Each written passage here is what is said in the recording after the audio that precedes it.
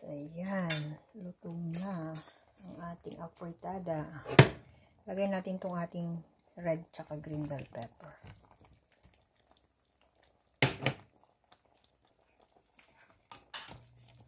Dali lang.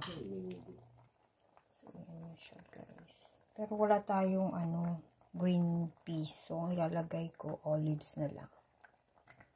Ito na lang olives, black olives lagay natin. Kasi wala tayong green peas. Hindi ko ito ilalagay lahat. Kalahati lang ng ating lata. So, yan. So, yan na guys.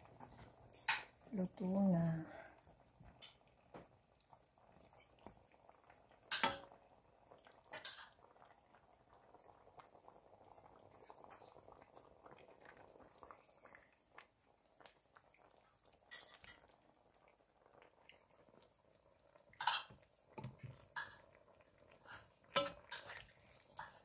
Dapat nilang mo ng konting.